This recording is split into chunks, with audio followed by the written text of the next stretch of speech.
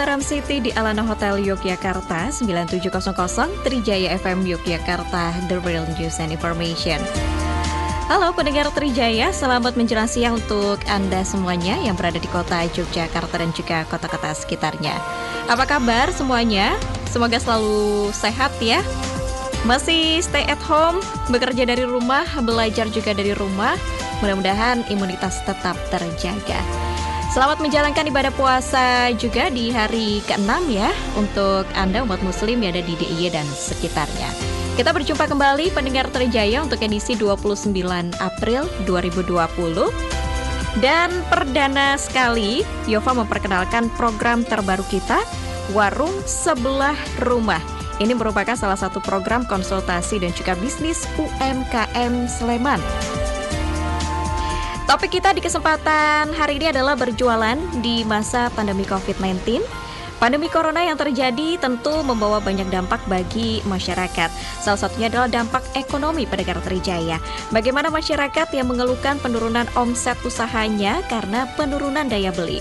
Lalu strategi penjualan yang efektif seperti apa untuk memastikan bahwa bisnis UMKM atau bisnis apapun yang sedang Anda jalani tetap berjalan efektif. Untuk itu di studio kami sudah kehadiran Konsultan Pusat Layanan Usaha Terpadu KUKM Sleman. Ada Mas Bayu, ini merupakan konsultan pemasaran, dan juga Mas Reza, konsultan produksi begitu ya. Kita sapa Mas Bayu. Halo, selamat menjelang siang. Halo, selamat siang. Selamat siang untuk pendengar Trijaya. Saya Bayu, konsultan pemasaran. Halo, pendengar Trijaya, saya Riza. Mas Reza selaku apa nih? Saya konsultan di bagian produksi begitu ya. Iya. Nah, kabar sehat nih Mas Bayu dan juga Mas Reza? Alhamdulillah sehat. Alhamdulillah sehat. Puasa juga lancar ya? Alhamdulillah. Insya Allah. Apalagi di tengah pandemi seperti saat ini nih ya. Iya, apalagi banyak juga masyarakat yang sudah mengeluhkan bisnisnya ini menurun drastis. Betul, begitu iya. Mas Bayu, mungkin ini semua menjadi PR untuk kita semua ya. Betul, Gak Mbak. hanya satu orang Iya, aja pembisnis, betul, tetapi juga betul sekali. semua rata-rata juga mengalami omset yang menurun. Kemudian bahan baku ini juga sulit dicari. Persaingan juga di mana-mana. Iya, begitu ya. betul. Nah, hari ini Mas Bayu dan juga Mas Reza akan memberikan tipsnya untuk masyarakat semuanya ya, pendengar Trijaya, yang pasti ini juga sangat bermanfaat untuk kita semuanya. Bahkan perusahaan besar pun ini merugi, bahkan ada juga yang di PHK begitu ya, betul. Mas Bayu dan juga Mas Reza. Tapi sebelum kita membahas ini, Mas Bayu akan menginformasikan juga mengenai salah satu ini ya, komunitas ya begitu. Iya, jadi gini, kami, saya, Bayu dan Reza itu dari Plut, Mbak. Kita nyebutnya Plut. Plut ya. Plut itu dari Dinas Koperasi UKM Sleman. Apa sih Plut itu? Jadi Plut itu adalah Pusat Layanan Usaha Terpadu. Jadi kami didirikan itu untuk mendampingi, melayani, dan memberikan konsultasi kepada UMKM, terutama UMKM Sleman. Dan itu semua gratis. Dan itu semua gratis Iya. ya. Jadi harapannya juga untuk teman-teman UMKM Sleman yang juga pendengar Trijaya, apabila belum tergabung dengan Plut Sleman, silahkan datang ke kantor kami di Selatan Rumah Bupati Sleman. Gitu. Baik. Iya. Ini untuk kerjasama begitu atau melakukan? Jadi lebih kami memberikan konsultasi. Jadi misalnya ada UMKM ada masalah terkait dengan 5 bidang, Mbak.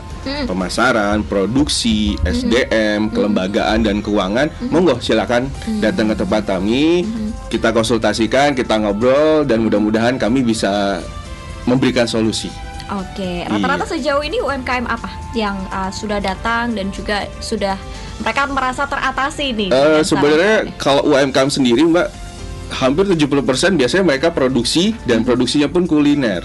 Kuliner? Iya, jadi seperti yang fashion, terus craft, bahkan jasa itu juga sangat sedikit sih. Atau bahkan mereka kayak, aduh, aku jasa, aku nggak produksi, aku bukan UKM ya. Nah, masih banyak stigma yang seperti itu. Jadi sebenarnya kalau kita ngomongin UKM, usaha, jasa pun masuk gitu. Jadi sebenarnya monggo silahkan ke Plut Sleman.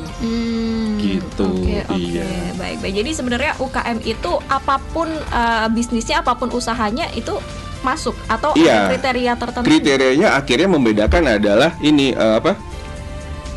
omset.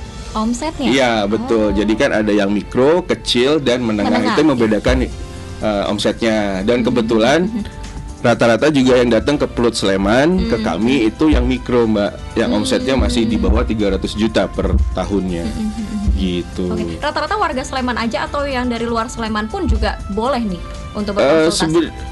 Dikhususkan untuk Sleman ya. Khusus untuk Soalnya Sleman. kalau untuk Bantul ke Sleman kasihan, Mbak, kejauhan. Iya benar sekali. Betul. Atau mungkin ada layanan ponnya atau websitenya yang bisa di. Kalau akses phone kita secara- belum ada, jadi lebih ke datang ke kantor. Nanti kalau sudah terdaftar, kami masukkan di grup kami. Nah, di situ nanti banyak banget informasi mengenai pelatihan atau pameran. Seperti itu sih, Mbak Yova. Berarti bimbingannya tetap intens ya ke mereka. Bisa intens. Jadi juga lebih ke maksudnya sejauh apa mereka mau instan tuh juga tergantung dari UKM-nya sendiri. Maksudnya kalau mereka sering datang ke kami dengan bermacam-macam pertanyaan, ya bakal kami dampingi. Tapi misalnya cuma datang sekali dan pergi, ya sudah, kami tidak bisa memaksa. Tapi yang pasti kami sekuat tenaga untuk selalu membantu UMKM Sleman. Oke. Gitu. Apalagi di tengah pandemi seperti Iya, saat ini betul, ya. Mbak Yova. Lebih banyak yang mengeluh. Pasti ya, Mbak. Pasti ya. Iya, Mas Reza. banyak. Banyak banget ya. Rata-rata apa usaha mereka yang mungkin saat ini sedang anjlok-anjloknya bisa dikatakan atau terpengaruh sekali dengan pandemi ini? Kalau kita ngomongin UKM, hampir semua sih, Mbak ya. Maksudnya mungkin yang sedikit tertolong itu yang konveksi ya, Mbak. Karena mereka bisa shifting, dalam artian dulu mereka menerima misalnya pakaian-pakaian olahraga, tiba-tiba mereka bisa memutar untuk membuat APD atau masker. Mereka masih bisa survive lah. Tapi teman-teman kita yang emang bisnisnya jauh dari itu, mungkin contohnya jasa Ya. atau juga kuliner. Ada beberapa kuliner yang emang kalau kita bilang kuliner kelas 3 tersier lah, kuliner tersier. Itu juga akhirnya mereka terkena dampak. Mau nggak mau ya harus shifting lah. Misalnya mereka tetap di kuliner, ya ayo apa yang bisa mereka, misalnya apalagi bulan Ramadan sekarang, itu momentum juga untuk misalnya untuk menyediakan catering buka puasa atau sahur sih sebenarnya bisa gitu. Kalau boleh tahu sebenarnya apa yang mereka keluhkan saat ini, Mas? Selain omset dan juga mungkin sulit mencarinya bahan baku, harus memutar otak begitu. Yang pasti kalau kita ngomong omset, emang mereka nggak ada jualan, Mbak. Mereka Iya. udah nggak bisa berjualan karena ya satu, daya beli orang juga sangat turun ya, karena Iya. Tidak bisa bertatap muka juga ya, Mas? iya betul. Jadi kayak mereka jualan pakaian. Jadi mungkin masyarakat lebih memilih makan dulu deh daripada beli pakaian. Nah, jadi emang rata-rata mereka lebih, kalau datang ke kami ya omset menurun karena emang nggak ada penjualan. Di Sleman sendiri berapa persen kalau mengenai omset? Mungkin rata-rata di atas 50, Mbak, rata-rata gitu. Dengan Jadi normalnya? ya misalnya nih, misalnya mereka jualan, oke, saya nyebut misalnya sebulan mereka 1 juta misalnya. Oke, kalau dalam pandemi gini bisa aja cuman sebulan sampai hanya 200.000. Jadi emang efeknya juga ke tiap UMKM berbeda-beda. Itu juga kadang dilihat dari effortnya mereka gitu loh. Kadang ada yang waduh ini ada musibah, mereka langsung down, sangat bersedih, otomatis berimbas ke bisnisnya. Ada yang aduh ini ada musibah tapi dia menganggap ini tantangan, ayo kita coba. Nah itu mungkin dia bisa lebih bangkitnya lebih cepat gitu. Nah ini makanya kan maksud kami ke sini di warung Sebelah rumah. itu mencoba untuk memberikan kiat-kiat kepada pendengar Trijaya yang mungkin juga UMKM Sleman untuk gimana ya caranya berjualan, tetap berjualan di masa sekarang ya, COVID-19 ini, Mbak. Jadi langsung aja Mbak ya. Salah satunya yang pasti kan kalau kita sekarang kan udah physical distancing. Iya. Jadi kita udah nggak bisa ketemu orang lah, kasar katanya. Jadi mau nggak mau ya kita harus jualannya online, betul. Jadi apa sih langkah salah satunya ya selain itu juga yang pasti kalau pendengar Trijaya harus nih saya bacain salah satunya adalah langkah nomor satunya, pastikan bisnisnya itu dapat ditemukan online.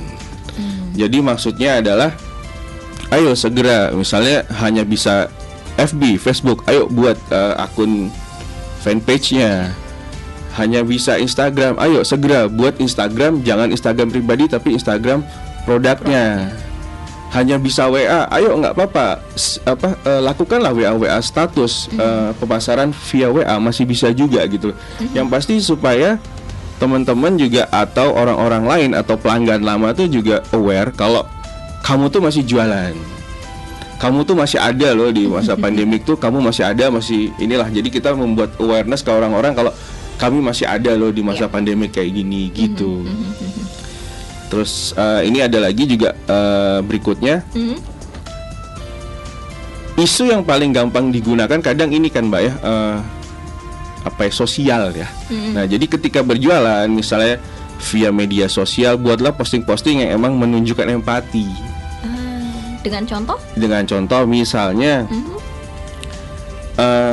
donasi lah. Misalnya saya jualan masker misalnya, dengan Bapak Ibu membeli masker dari saya, hasilnya akan didonasikan. Ya, mungkin gitu setengah dari itu akan kami donasikan. Jadi tunjukkanlah empati itu kepada pelanggan-pelanggan kita gitu loh. Mungkin gitu Mbak. Atau mungkin cara-cara kreatif lainnya begitu ya Mas ya? Iya, kreatif, iya betul kreatif. Tapi yang pasti karena pandemi gini ya, kalau bisa emang tadi kita tunjukkan empati kita. Empati ya. Iya, terus juga yang pasti kalau ini ya berikan diskon-diskon khusus ya. Iya. Jadi ibaratnya kalau sekarang udahlah kita kesampingkan margin kita besar, yang penting cash flow kita jalan dulu. Berikan diskon yang bagus, tapi juga jangan sampai merugi ya. Gitu. Dan tentunya juga bisa saling membantu begitu ya antara betul. Produsen dan juga si pemilik usahanya. Ya, ini sudah ada bergabung di WhatsApp ini Mas Bayu. Iya. Ada Pak Rudi ada di kawasan Tempel Sleman. Selamat siang Mas Bayu. Ini yang mau ditanyakan adalah bagaimana bisa bisnis ini mendapatkan pemasukan yang stabil di tengah pandemi COVID-19. Kayaknya kalau stabil agak sedikit gimana gitu ya Mas. Iya, kalau stabil emang susah. Jadi yang pasti gini, Bapak siapa tadi Mbak Yufa? Pak Rudi. Pak Rudi tidak ada pemasukan kali ya Mas ya? Di Sleman. Di Sleman, di Tempel Sleman. Pak Rudi yang pasti gini Pak, maksudnya kalau kita mau ngomong stabil susah ya. Jadi akhirnya di sini saatnya kita belajar juga untuk melihat potensi dan peluang. Jadi misalnya Pak Rudi sekarang kulinernya misalnya ya mungkin angkringan lah. Angkringannya biasanya di tempat di mana gitu. Terus tiba-tiba nggak ada yang datang kan karena emang pandemik gini. Coba berpikir terus tiba-tiba yaudah deh karena Pak itu bisa masak, kenapa nggak coba tawar-tawarin dia untuk buka puasa atau sahur. Jadi shifting bisnis kayak gitu juga kita harus bisa gitu loh Mbak. Maksudnya nggak usah jauh-jauh dari core ya. Jadi misalnya kayak kuliner ya ke kuliner. Kecuali emang bisnis awalnya emang benar-benar nggak bisa dan dia shifting jadi misalnya menjual APD atau masker ya monggo silahkan. Tapi maksudnya kalau emang masih bisa silakan. Jadi kayak ada teman saya dulu dia catering Mbak, cateringnya itu selalu dapat pesanan banyak banget dari instansi-instansi. Cuman instansi sekarang udah nggak mesan lagi. Selain mungkin anggarannya udah nggak ada, orangnya semakin sedikit. Akhirnya apa yang dia lakukan ya udah dia tetap shifting, tapi shiftingnya bukan dari core bisnisnya, tapi lebih ke segmennya, segmen pasarnya. Sekarang ya udah dia jadi nembaknya adalah ini karena sekarang Ramadan ya buka puasa atau sahur. Dan alhamdulillah saya dengar juga mereka akhirnya jalan lah gitu loh. Nah jadi maksud saya di saat-saat kayak gini juga kita harus berpikir lebih ya. Yang dibutuhkan adalah effort lebih untuk aduh bisnisku jatuh, yaudah cari peluang lain yuk. Nah ayo gitu Mbak. Jadi mau nggak mau juga kami sebagai konsultan juga kami selalu memotivasi seperti itu. Kami tidak bisa memaksakan tapi memberikan motivasi. Waduh, konveksiku konveksinya nggak jalan ya udah APD kerjain, masker kerjain. Aduh, kulinerku nggak jalan ya udah Bapak bisa apa nih?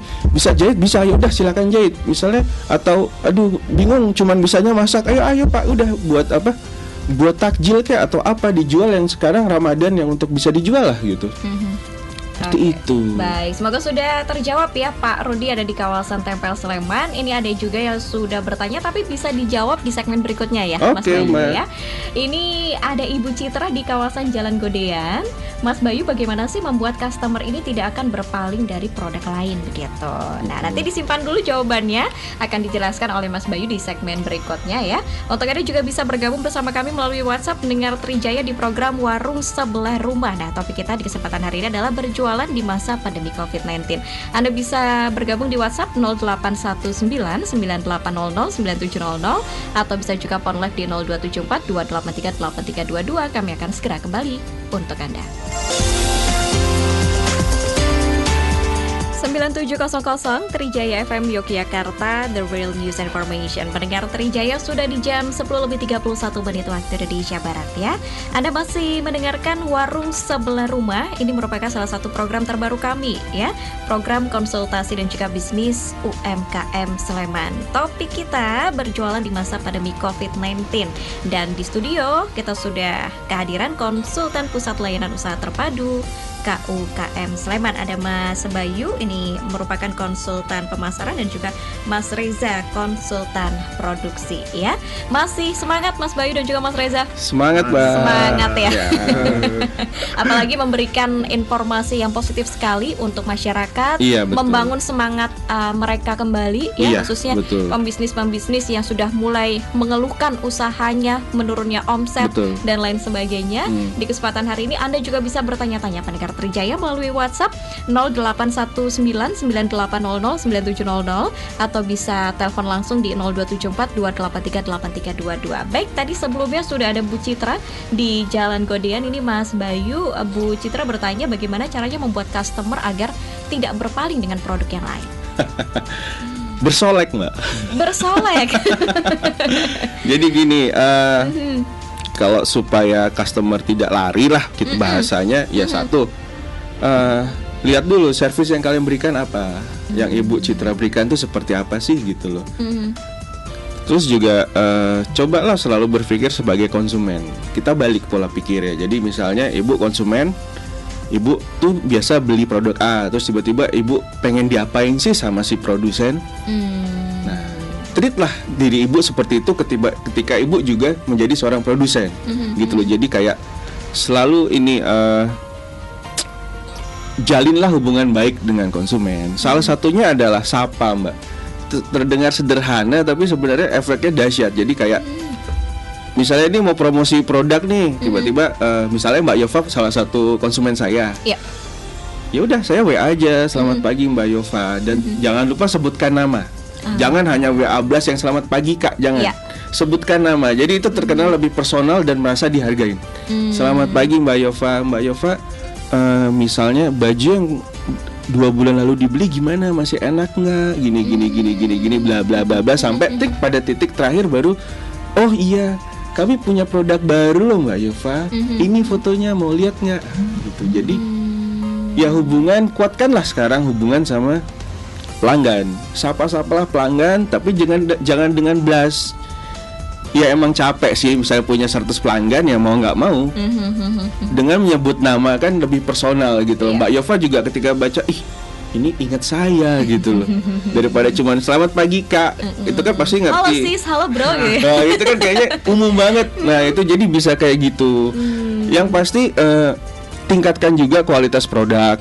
Karena juga konsumen itu juga bisa menilai dari produknya. Misalnya kuliner enak, ya pasti mereka akan beli terus. Kalau kurang enak, ya pasti mereka akan mencoba nyari substitusi lain. Sesederhana itu sebenarnya untuk konsumen supaya tidak lari gitu. Baik, nah nanti mungkin kalau pengen tahu konsultasi lebih jelas mungkin bisa person gitu ya. Boleh. Sama Mas Bayu nanti Iya. bisa ke kantor langsung Ke kantor langsung, iya.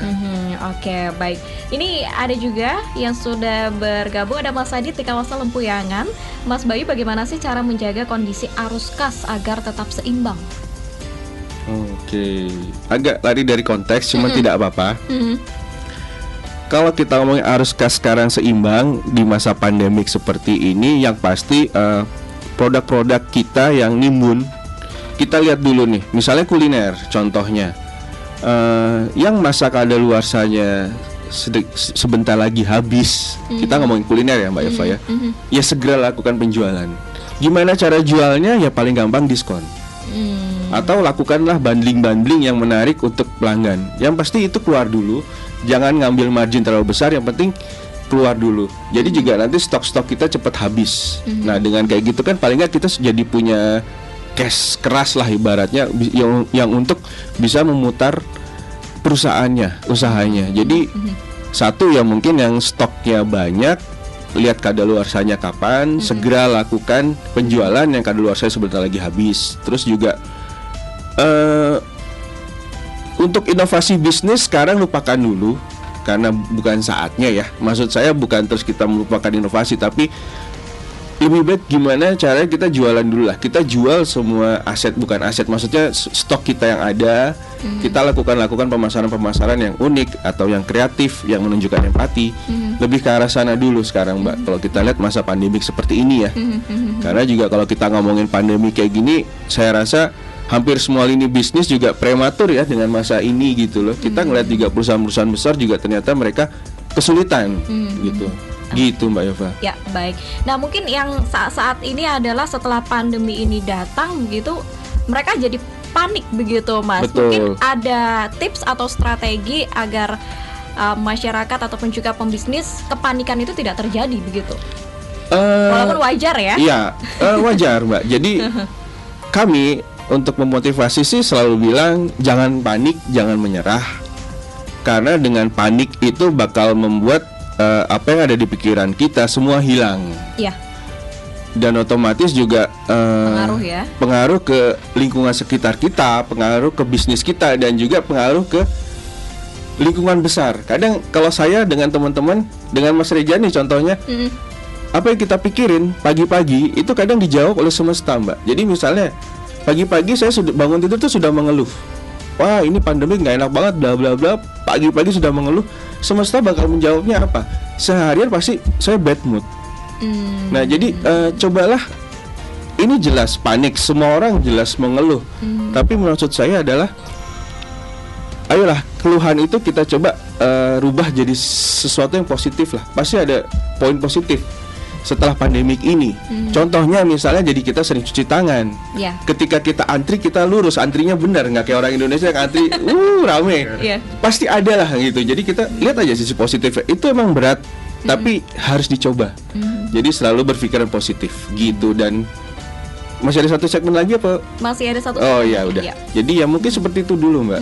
Ya mungkin ketakutan mereka adalah takut gulung tikar nih, takut wah omsetnya segini-segini aja begitu ya Mas. Atau ada ketakutan lain yang biasanya sering di. Iya yang pasti kalau kita ngomongin UMKM Mbak, itu biasanya kan jadi sumber nafkah mereka. Iya. Otomatis kalau nggak ada pemasukan, gimana mau berjalan hidupnya gitu loh. Emang pasti semua bingung. Tapi maksud saya juga, maksud kami juga jangan bingung, jangan menyerah. Oke lah, kita berpikiran positif, aturlah strategi-strategi yang seperti tadi kita bilang Mbak ya, kita bicarakan sebelumnya. Kalau pemasaran seperti ini, nggak bisa jualan, ayo shifting produk, substitusi, jualan produk-produk substitusi. Jadi berpikiran positif dulu aja Mbak. Maksud saya mungkin itu sudah satu langkah lebih maju ya daripada orang yang berpikiran negatif terus ini sampai kapan dia habis dan dia tidak melakukan apa-apa, mungkin dia malah nggak bergerak kemana-mana gitu. Iya, gitu ya Mas Bayu ya. Baik, ini ada juga yang sudah bergabung bersama kami di kesempatan siang hari ini. Ada Mas Agus di kawasan Bantul nih Mas Bayu. Ini saya kan juga memiliki usaha di bidang busana nih Mas Bayu. Katanya kan cocok banget nih untuk menjelang Lebaran. Nah, tetapi juga mempunyai karyawan yang cukup banyak sedangkan omset menurun. Bagaimana tipsnya Mas? Pak siapa Mbak? Mas Agus. Oh Mas Agus, jauh juga ya dari Bantul. Iya, pendengar Trijaya sampai mana-mana. Jadi sebenarnya kalau dia ngomongin busana, tadi nggak dijelasin sih ya, maksudnya dia konveksi atau dia hanya penyewaan. Kalau misalnya konveksi, ya udah, maksudnya bisa buat APD, bisa buat masker. Karena juga bisnis masker saya rasa belum nyampe peak ya. Jadi silakan, itu potensinya masih ada. Maksudnya belum di peak terus decline belum. Saya rasa mungkin masih beberapa bulan ini untuk masker masih monggo silahkan yang mau berusaha masker itu masih ada, pasarnya masih bagus gitu loh. Paling dicari juga ya masker Iya, saat dan ini. akhirnya kan sekarang satu orang juga nggak mungkin punya satu masker, Mbak. Iya. Karena satu anjurannya masker hanya 4 jam. Kita 7 hari seminggu minimal Iya. punya 7. 7, iya. Itu juga yang hanya sekedar pakai masker. Apalagi sekarang misalnya mbak-mbak atau adik-adik ya, yang cewek-cewek, aduh maskernya pengen yang gini deh, yang gini, yang motifnya bagus. apa gitu ya. Nah itu kan potensi lagi. Jadi seperti itu sih sebenarnya. Ya itu jahit masker itu potensinya masih besar untuk sekarang. Disinfektan atau hand sanitizer untuk saat ini masih berkembang? Masih juga. Cuman kan misalnya bapaknya tadi konveksi, ya yang paling dekat Ya. adalah masker. Yang berhubungan dengan kain begitu. Betul sekali Mbak Yova. Gitu. Ya, oke. Baik, nanti kita lanjutkan kembali di segmen berikutnya. Yova bacakan dulu, ada Mbak Sumi di kawasan Gondokusuman. Kemungkinan masih ada tidak ya yang stabil usaha-usaha ataupun juga UMKM di tengah pandemi saat ini, begitu Mas Bayu. Nanti kita akan jawab di segmen berikutnya. Pendengar Trijaya, untuk Anda juga masih bisa bergabung bersama kami melalui WhatsApp 0819 9800 9700. Tetap bersama kami di Warung Sebelah Rumah.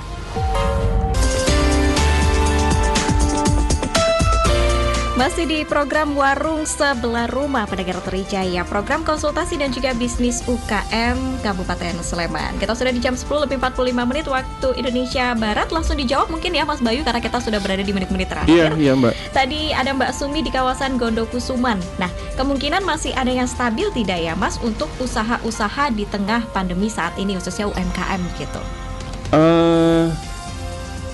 Konveksi mungkin ya.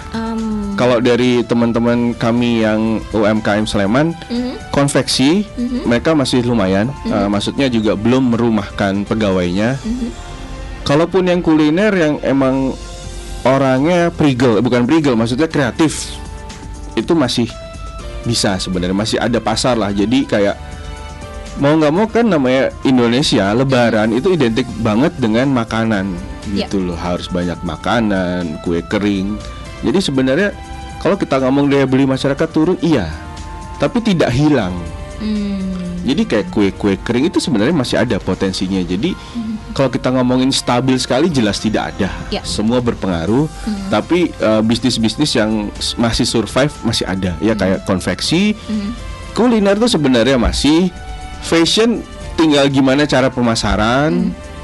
Dan kalau yang lain-lainnya sih, yang kalau kita ngomongin besar-besar juga ada ya. Mungkin kayak sekarang kayak telekomunikasi, akhirnya ini kita di rumah terus, mau nggak mau yang kita pegang adalah handphone. Kita online terus, mau nggak mau datanya harus jalan terus. Nah kan jadi akhirnya tetap adalah bisnis-bisnis yang masih bisa survive gitu. Oke.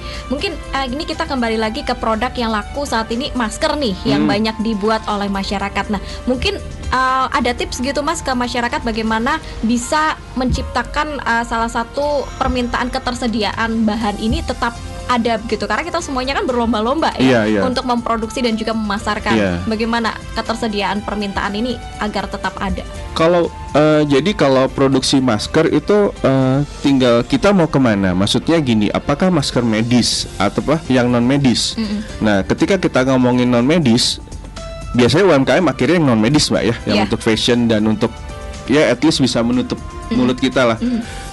Bahannya mau seperti apa? Sebenarnya katun-katun atau bahan-bahan yang mungkin spunbond juga bisa, itu masih bisa digunakan dan masih banyak sebenarnya Mbak. Kalau saya rasa bahan baku masih ada. Masih ada ya? Kecuali mungkin tali yang memang agak susah. Walaupun akhirnya di grup WA kami di Plot Sleman juga banyak teman-teman juga akhirnya banyak juga yang sudah ada akhirnya tersedia untuk yang tali-talinya ya. Karena itu yang sebelumnya emang susah. Jadi silakan Bapak Ibu yang kira-kira bingung mau apa tapi bisa menjahit, silakan coba deh, potensinya masih ada. Saya rasa juga pasarnya masih ada. Jadi silakan kalau emang benar-benar bisnis lamanya tidak bisa jalan, coba deh, nggak apa-apa daripada tidak mencoba sama sekali. Gitu. Sekali. Oke. Baik, sudah di jam 10 lebih 48. Ada informasi kembali Mas Bayu atau Mas Reza terkait dengan ini nih? Mungkin ini aja Mbak, kata-kata tips terakhir. Pesan jadi teman-teman pendengar Trijaya di mana aja, jangan panik, jangan menyerah. bersedihlah secukupnya. Ini saatnya kita bangkit. Dan kita tetap optimis ya Mas ya. Iya, harus optimis karena tadi seperti saya bilang Mbak Yova, semesta menjawab kita. Kita optimis, mudah-mudahan juga jalannya lebih bagus gitu. Dan pandemi ini segera berakhir, jadi Iya. semua pembisnis, perekonomian ini Bisa semuanya kembali bisa normal. kembali normal Iya. ya. Terima kasih sekali lagi Terima Mas kasih. Bayu, konsultan pemasaran, dan juga Mas Reza, konsultan produksi, Ya, sama-sama. sudah bergabung di program Warung Sebelah Rumah ya. Iya. Ini program pertama kita, mungkin ada kata-kata nih. Semoga acaranya panjang Mbak. Maksudnya kan kita nggak tahu pandemi ini kapan berakhir. Jadi semoga ini ada tiap minggu juga bisa membantu pendengar ini ya, Trijaya yang berusaha. Siapa tahu ada kiat-kiat di situ Mbak. Ya mudah-mudahan langgeng terus. Ya, dan kita semua bisa melewati masa pandemi ini dengan baik dan tetap Amin. optimis ya. Mas Reza Iya. mungkin ada pesan-pesan juga. Ayo Silakan Mas loh. Reza, suaranya mana? Iya loh, boleh loh. Apa ya? Ya tetap optimis aja. Jalanin apa adanya, tapi jangan putus asa. Mungkin gitu aja Mbak. Oke, baik, sekali lagi terima kasih Mas Bayu dan juga Mas Reza sudah mampir ya. Ini nggak stay at home ya, malah work from office terus ya kayaknya ya Mas Reza. dan juga- Akhirnya iya.